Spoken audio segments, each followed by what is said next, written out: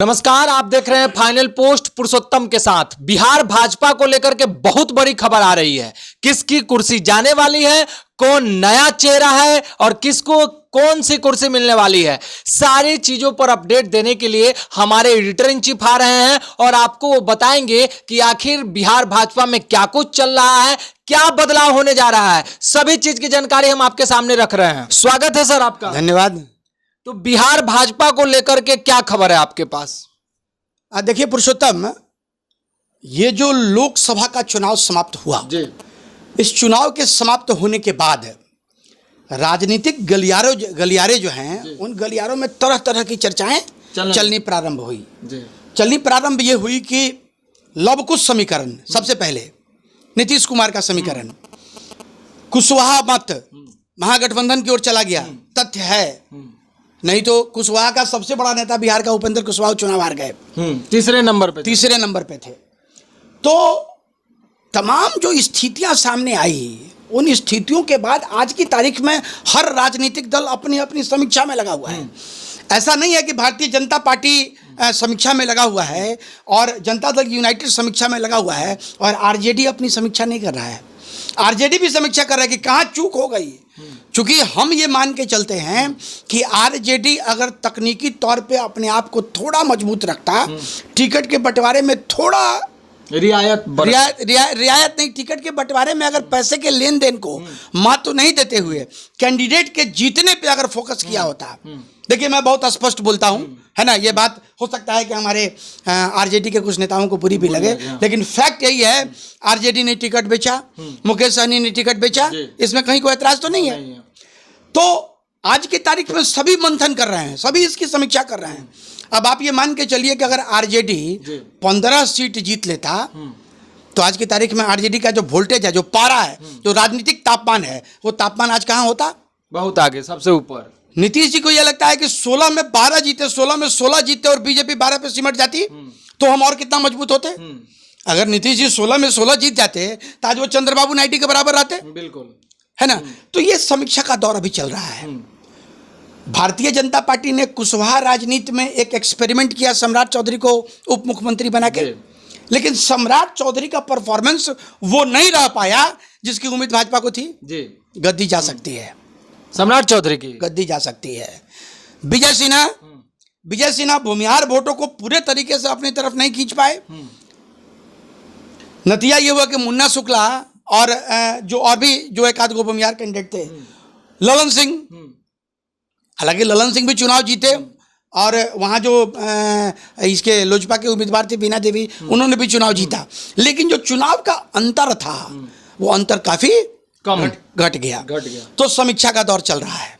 अच्छा, कुशवाहा राजनीति जो है, ये दोनों नेता जो है वोट ट्रांसफर कराने में चूक गए, सफल नहीं रहे। अच्छा, मान लीजिए कि भूमिहार चेहरा के तौर पर अगर विजय सिन्हा को खड़ा किया गया है ना, तो विजय सिन्हा से उम्मीद रही होगी बीजेपी की कि ये भूमिहार वोटों को अपनी तरफ शिफ्ट करेंगे, नहीं कर पाए। अच्छा। सम्राट चौधरी, कुशवाहा मत नहीं कर पाए। दोनों की कुर्सी पे तलवार लटक सकती है। और एक एक्सपेरिमेंट मैं आपको बता दूं, बहुत संभावना इस चीज की है कि मुख्यमंत्री की कुर्सी भी नीतीश जी के पास रहेगी और उप मुख्यमंत्री में भी एक कुर्सी नीतीश जी अपने साथ रखेंगे, क्योंकि आज की तारीख में नीतीश जी बार्गेनिंग मोड में हैं। अच्छा, बार्गेनिंग मोड में इसलिए कि केंद्र में उन्होंने मजबूत मंत्रालय मांगा, नहीं मिला। केंद्र में वो मजबूत स्थिति चाहते थे, नहीं मिली। राज्य में वो किसी स्थिति में कोई कंप्रोमाइज करने के मूड में नहीं है। और बीजेपी का जो केंद्रीय नेतृत्व है, हेडेड बाय नीतीश, ये नरेंद्र मोदी, हेडेड बाय अमित शाह, ठीक है, ये लोग घुटना टेके हुए हैं नीतीश जी के सामने।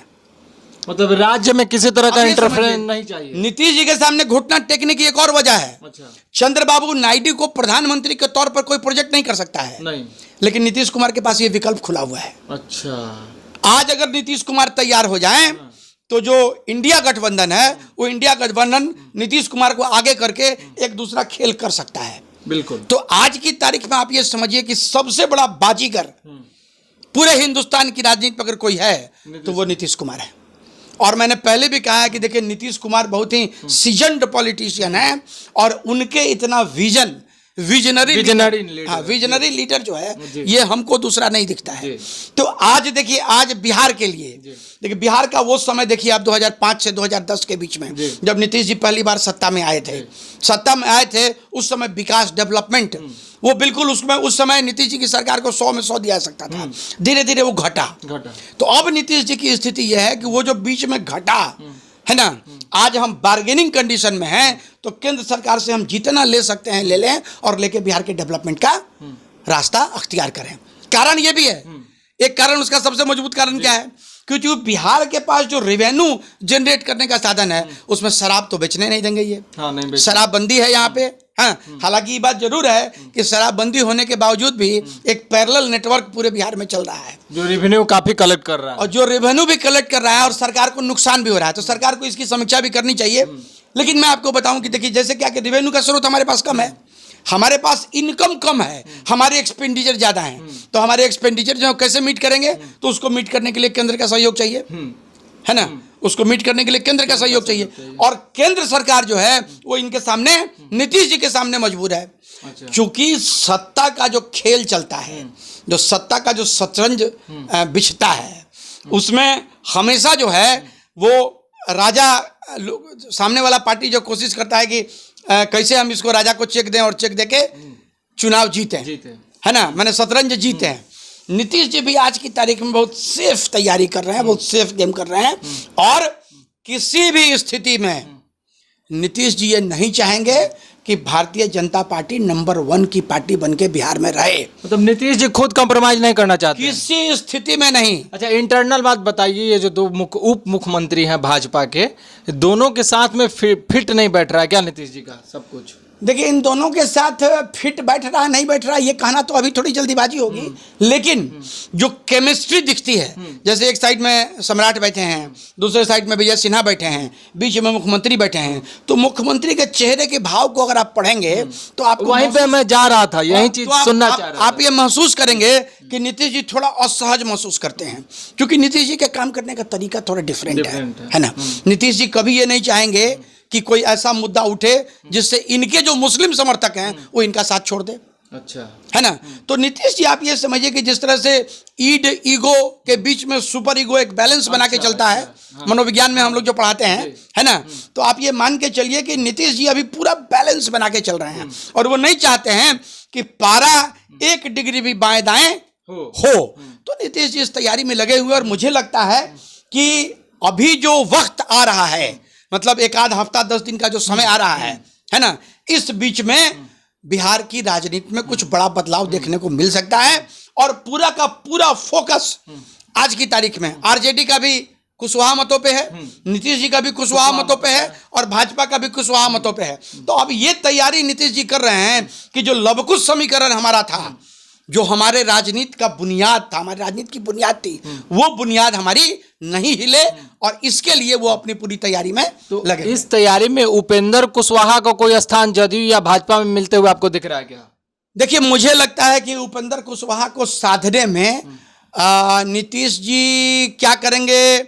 नीतीश जी मुझे लगता है कि भारतीय जनता पार्टी के साथ मिलकर उपेंद्र कुशवाहा केंद्र की राजनीति में जा सकते हैं। कल उपेंद्र कुशवाहा वशिष्ठ नारायण सिंह जी से मिले हुए हैं, तो तमाम अटकलें लगाई जा रही हैं कि नीतीश कुमार फिर से उनको अपने साथ लेंगे।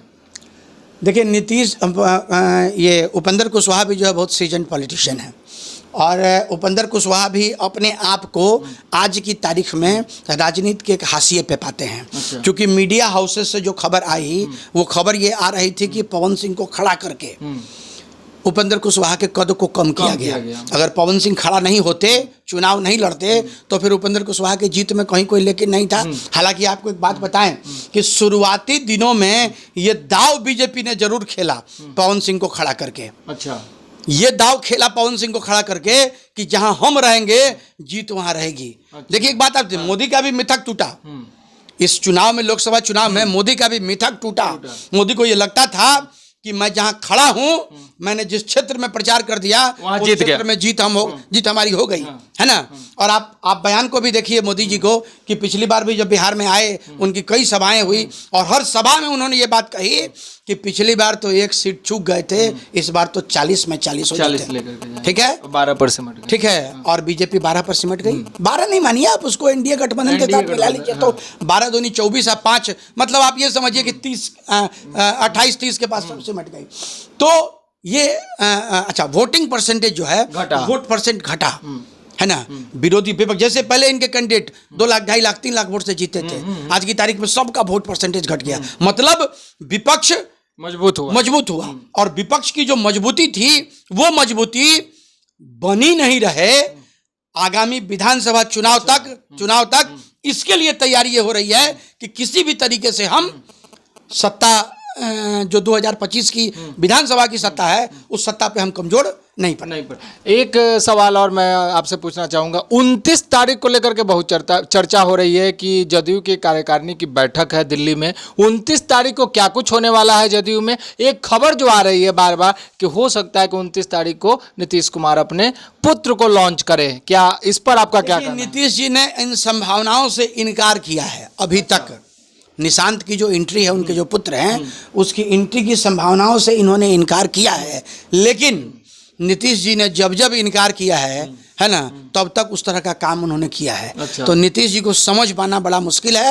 हालांकि एक बात मैं आपको बताऊं, मुझसे अगर व्यक्तिगत तौर पे पूछेंगे तो मैं जरूर कहूंगा कि उनको अपने पुत्र को लॉन्च करना चाहिए।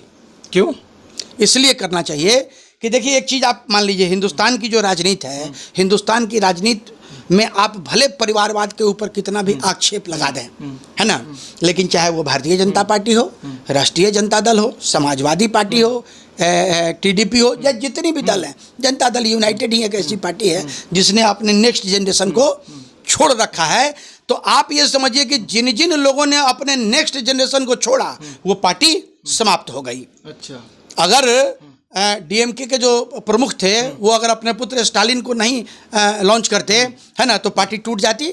तो नीतीश जी को भी ये लग रहा होगा कि अगर आज नीतीश कुमार अपने बेटे को लॉन्च नहीं करेंगे तो एक जो समीकरण है ना, लव कुश समीकरण जो है, जिसके आधार पर इनकी पूरी राजनीति चलती है, वो आने वाले समय में बरकरार नहीं रह पाएगा। तो नीतीश जी, चूंकि जनता दल यूनाइटेड की स्थापना उन्होंने की है, तो वो, मुझे ये लगता है कि वो निश्चित तौर पे अपने पुत्र को लॉन्च करेंगे और लॉन्च करने के साथ साथ जनता दल यूनाइटेड का जो बेस है, जो धरातल है, उसको मजबूत बना के रखेंगे। अच्छा, एक अंतिम सवाल आपसे मैं पूछूंगा कि विधानसभा चुनाव कराने की जो बात हो रही थी कि 25 में नहीं 24 में होगा, और नीतीश कुमार, बीच में बहुत सस्पेंस हो रहा था कि नीतीश कुमार नाराज हैं, भाजपा बात नहीं मान रही है, तो आज के डेट में तो दोनों हाथ में नीतीश कुमार के लड्डू है। तो 29 तारीख को जो डेट आपने रखा, संसदीय दल की बैठक है ना, उस दिन कुछ बड़ा फैसला हो सकता है। और नीतीश जी जो एक बार सोच लेते हैं, उसको कर देते हैं। 90% मान के चलिए कि चुनाव अपने नियत समय से पहले होगा। 90%। 10% में कुछ भी हो सकता है भाई, हम भगवान नहीं हैं, हम लोग कयास ही लगा सकते हैं। चलिए, बहुत बहुत धन्यवाद आपका, बहुत बेबाकी से आपने अपना बात रखा। तो आप देख रहे थे कि किस तरह से क्या कुछ बिहार के पॉलिटिक्स में हो रहा है, और 29 तारीख को क्या कुछ होगा उसके बारे में हम फिर से चर्चा करेंगे। तो आप बने रहिए हमारे साथ, देखते रहिए फाइनल पोस्ट। इसी तरह का एनालिसिस हम लोग हमेशा लेकर के आते रहते हैं, आपका प्यार हमको मिलता है। तो इस वीडियो को भी प्यार दीजिए, लाइक कीजिए, शेयर कीजिए, सब्सक्राइब कीजिए और कमेंट में अपनी राय जरूर रखिएगा। बहुत बहुत धन्यवाद।